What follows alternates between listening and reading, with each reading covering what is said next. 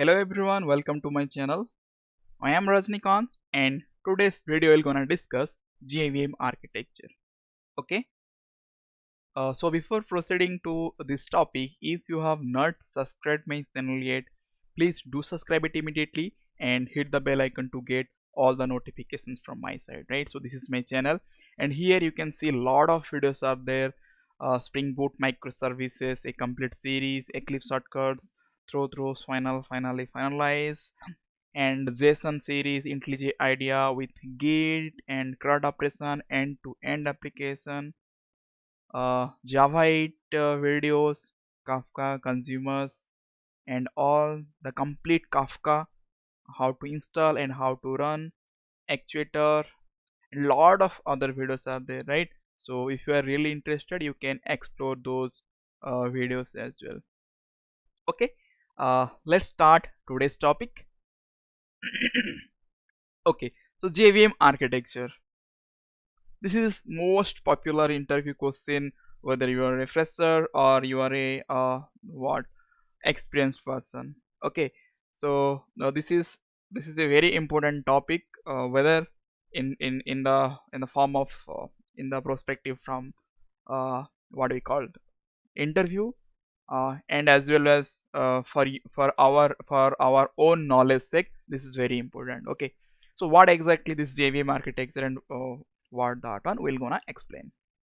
Okay, so in JVM architecture I will explain in details that how our Java files will execute at the end. We'll write those Java files and we'll execute those code, right? So how behind the screen it will act, what are the different components act on that one, different components associated with that process, we're gonna see from execution of that code. Okay, so in the JVM architecture, uh, three things will be there. Okay, so class loader system, runtime data area, and execution engine. Okay, so first we'll discuss class loader subsystem, where we'll see how our class will be loaded to the JVM, right? So the JVM, how those class will be loaded, we're gonna see. Then runtime data area, so what are the different kinds of memory area where our variables, our objects will gonna store our data, that part we're gonna see. And execution engine, how our code will execute and what are the components associated with that one, we're gonna see. Okay, so first we'll go to class loader subsystem. Before that one, we need to know what is the JVM. So JVM is the Java Virtual Machine, right? So if you see here, it's a part of the JRE, and JRE is part of the JDK. Okay, so if you want to develop our application in our system, we need JDK. Okay, in JDK, JRE is there. So JRE is part of the JDK, and while running a application, the JVM will create, right? So JVM is an engine that provides a runtime environment to run the Java application, and it is part of the JRE.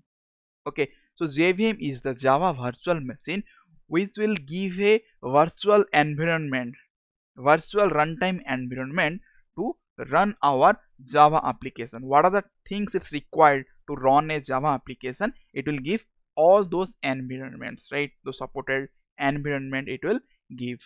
So Java virtual machine is that runtime environment. Okay, next, moving to next one.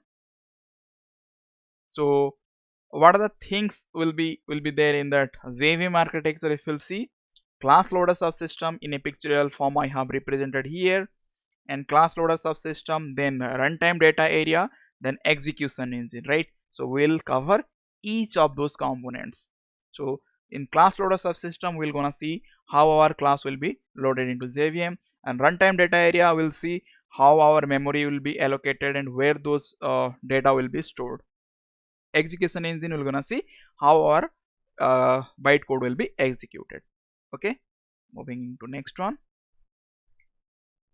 So the same thing in this diagram as well. So first we'll discuss class loader subsystem. Okay, in class loader subsystem, three phases will be there. One is what? Loading, linking, and initializing. Okay, so in class loader subsystem, three phases are there: loading, then linking, then initializing. Right? So now let's see loading. So in loading phase, what will gonna happen? It will load our class. Right? For example, let me show you here.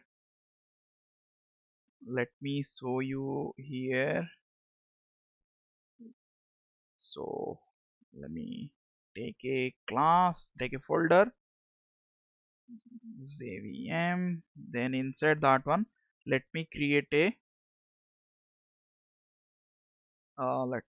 quickly a Java class. Okay, class test and public static void main, and here it will have string array args. Okay, let's have some sysout system.out.println, and here what will provide len JVM details. Okay, and semicolon. Let me save this save as test.java. Let's go to this folder, and already that Java file is there, test.java, and let me compile this one. Cmd, what is that command to compile that Java class? Java C test.java. It's got compiled. Java test. So just see, while running Java test, so while running Java test, just see, learn Java details. While running this Java test, first the JVM will load this class. So inside the JVM, who will load this class? Class loader subsystem will load this class. Let's see how this loading will happen. Okay, so in class loader subsystem, there will be different components again. Okay, so there will be three types of class loaders are there, which will load our classes. Okay, let's see what are the different class loaders are present. First, bootstrap class loader, then extension class loader, then application class loader. Right, so three class loaders are present which will load our classes from different locations. We'll see in details, but let's explore one by one. Okay, so three types of class loaders are there. What are those? Bootstrap class loader, extension class loader, and application or system class loader. Okay, so these three class loader, those are classes, and those are in a hierarchical structure: parent, child, and child. This kind of things are there. Okay, let's explore first bootstrap class loader. Okay, so this is responsible for loading classes from bootstrap class path, that is load from rt.jar file, and highest priority will be given to this class loader. Okay, so bootstrap class loader will load the classes from rt.jar file. So bootstrap class loader will load the classes from rt.jar file. So in the from that rt.jar file, bootstrap class loader will load the classes. Next class loader, extension class loader. So this class loader will load the classes from ext folder of jre If you see here, window E, I will explain. I will show you. C Java, sorry, program files, where we have installed Java, jre lib rt.jar.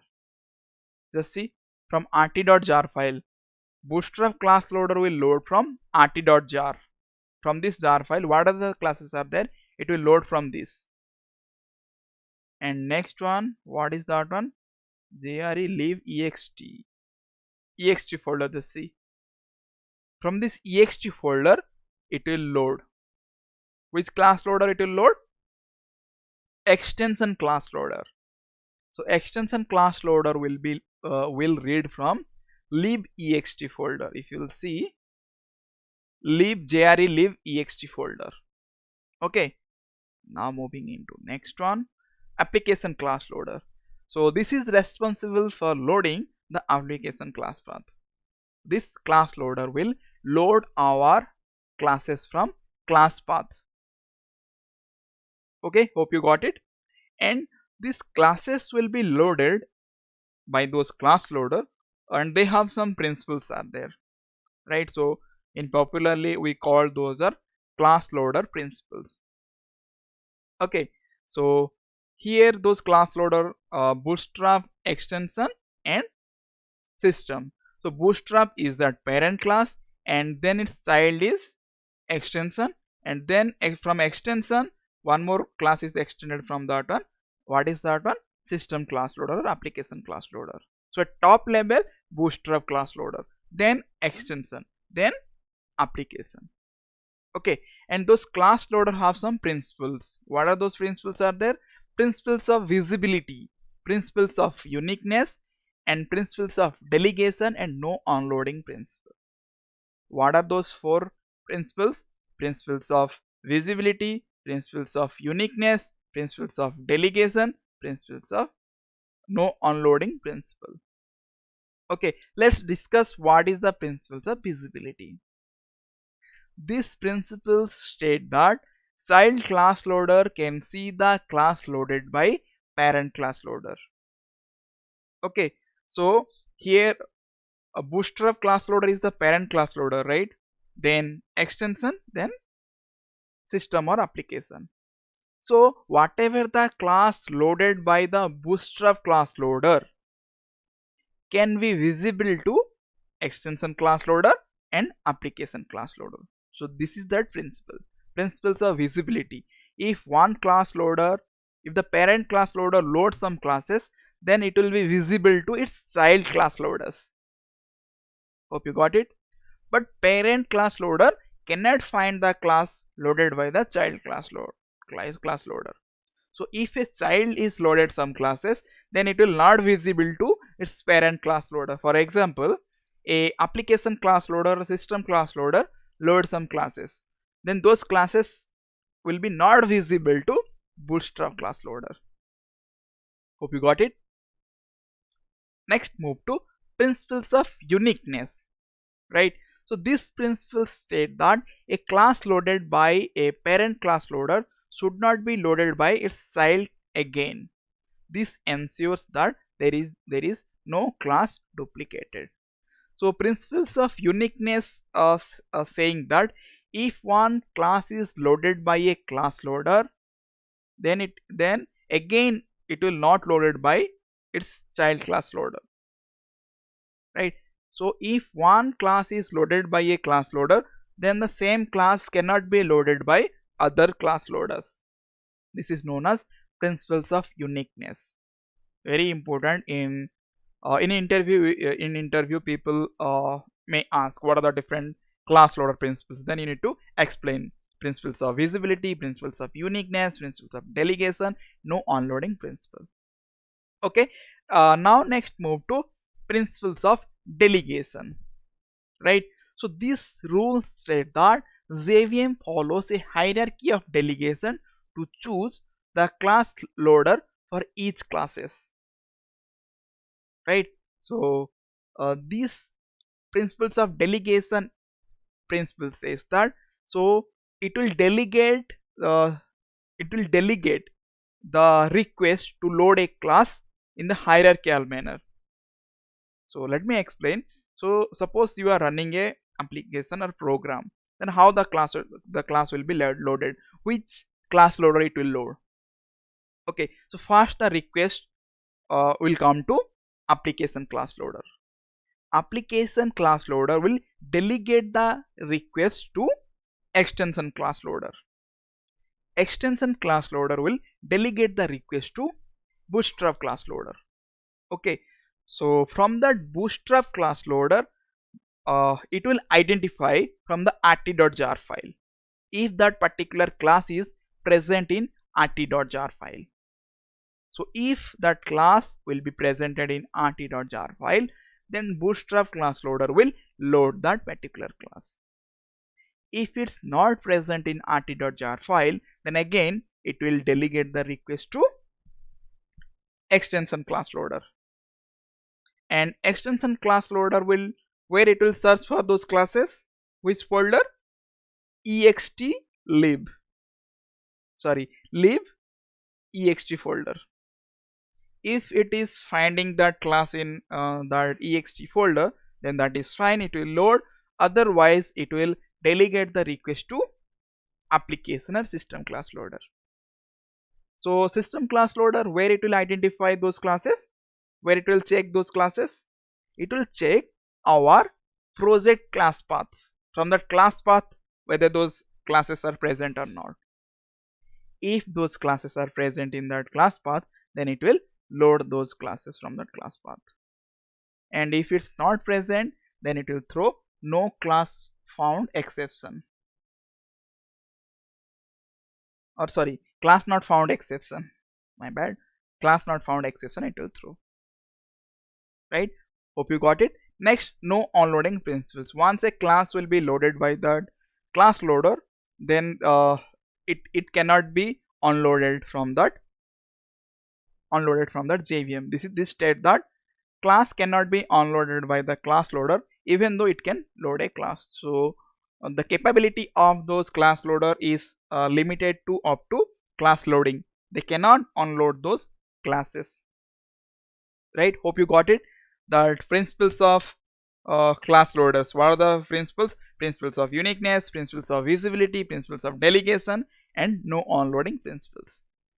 Moving to next one. So we have covered class loader subsystem. So we have seen how a class will be loaded into JVM. Okay, next, moving to next phase. What is that? Runtime data areas. Okay, sorry, still it's there. So loading phase is completed, then linking and initialization is there, right? So once that class will be loaded, then the linking phase will start. In linking, three phases are there: verify, prepare, and resolve. In verify, the bytecode verifier will verify whether the generated bytecode is proper or not. If verification fails, we'll get verification error. Let me show you example. I'm not sure how it will be, but we'll try. Okay, so just in test class we have, this is a bytecode. Let me modify something. I have added some random thing, then it will run this file and we're gonna see.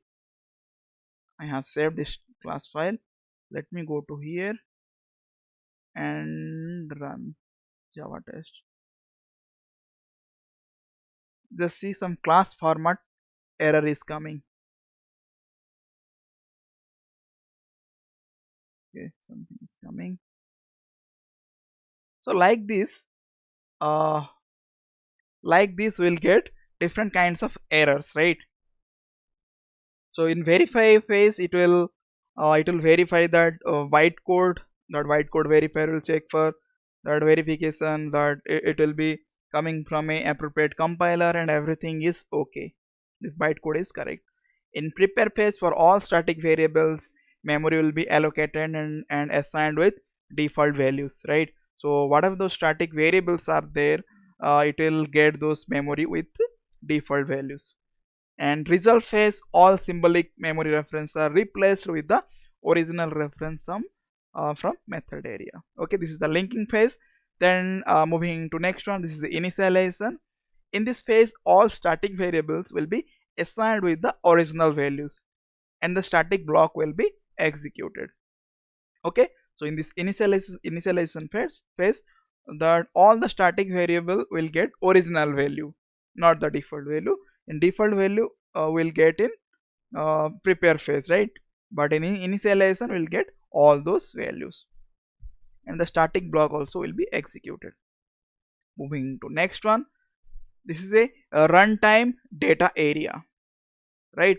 So we'll see in runtime data area what are the different kinds of memory areas are there, and where in each memory area what kind of data it will gonna store, right? So in runtime data area, if you see runtime data area, method area will be there, heap area will be there, stack area will be there, PC registers will be there, and native method stack will be there. Okay, we'll explore each of these areas. So which memory it will store, and why we need those things, right? So let's move. So method area, all the class level data will be stored here including static variable, and there is one method area per JVM, and it is a shared resource. So all the class metadata and static variables will be stored under method area. Okay, then heap area, all the objects and their corresponding instance variables are instance variables and arrays will be stored here. So heap area is the measure area where all our objects will be stored under this area. What are the different kinds of object we'll create in our program, it will store under heap area, and all those instance variables and arrays will be stored under heap area. So heap area is also a heap area also a one area per JVM, and since the method and heap areas are shared memory, uh, so for multiple threads also, right? So since the method and heap areas are shared memory for multiple threads, the data stored is not thread safe, right? Because they are shared memory, so that whatever the data is stored under these areas, they are not thread safe. Okay, moving to next one, stack area. Okay, so in this area, right, for every thread a separate runtime stack will be created. For each thread one separate stack area will be created. For every method call, one entry will be made in the stack memory, which is called stack frame, right? For every method call, in that stack area one method frame will be created, and all local variables will be created inside the stack memory, and the stack area is thread safe. Why this is thread safe? Because for each thread one stack area will be memory will be created, right? That's why those are what thread safe. All local variables will be created in the stack memory, and the what we call the stack frames is divided into three sub entities, right? Let's see, sorry.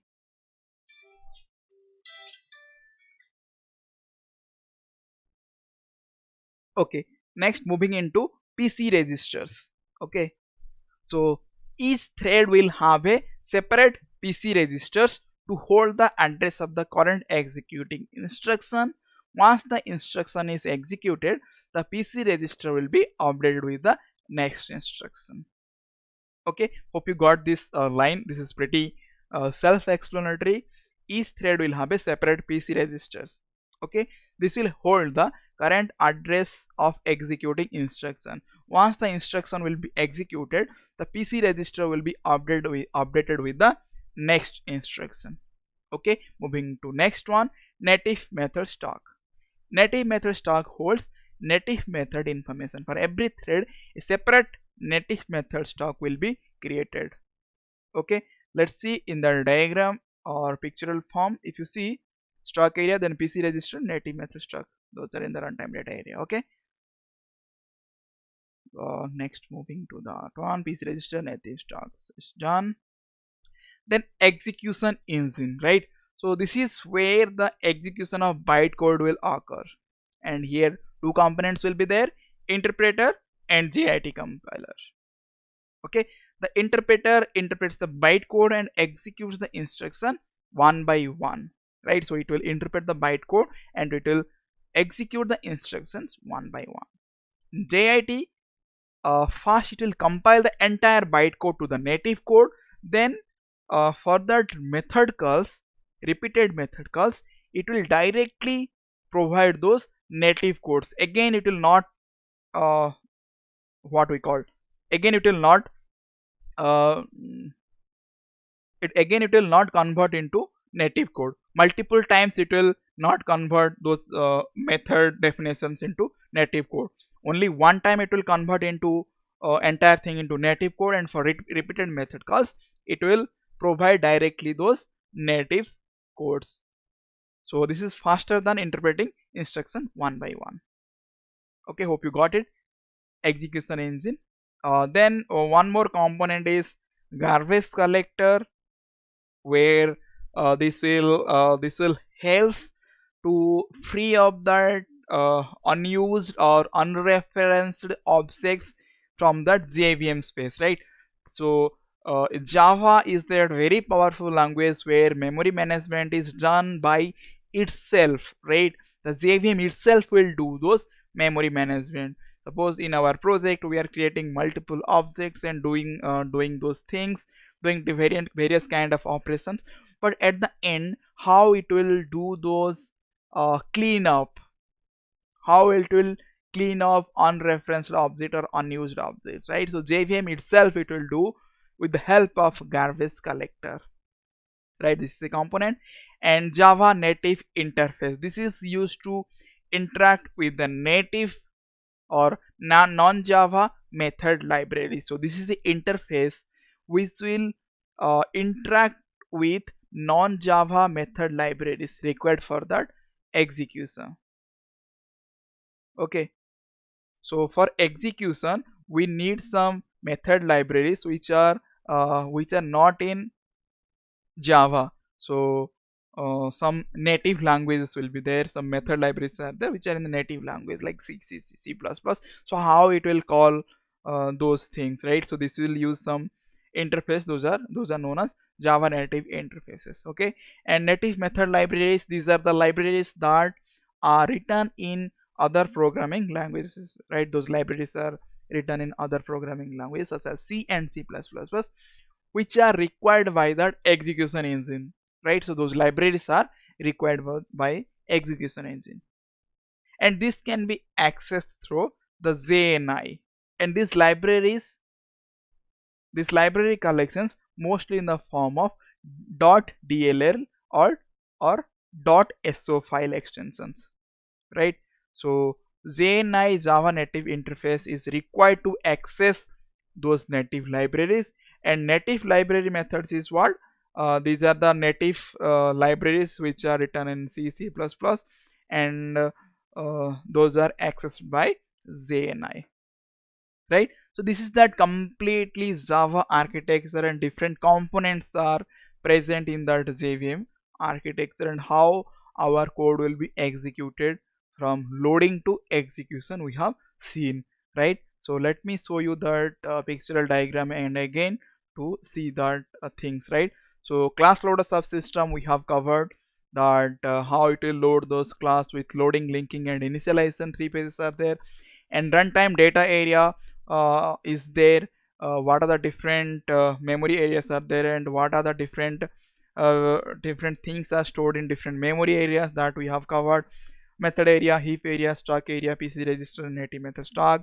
And then in execution engine we have seen different components, how it will execute, interpreter and JIT compiler and garbage collector as well, right? And native method interfaces and native method libraries also we have covered, right? So hope you got a crystal clear picture about JVM architecture. Okay, so if this video is really helpful, please have some comments in the comment section in that. And if you want some other topics, do let me know. I will make sure those videos will be uploaded in my channel. And if you have not subscribed yet, please do subscribe immediately to get some more technical knowledges like this, right? So thank you for watching and have a nice day.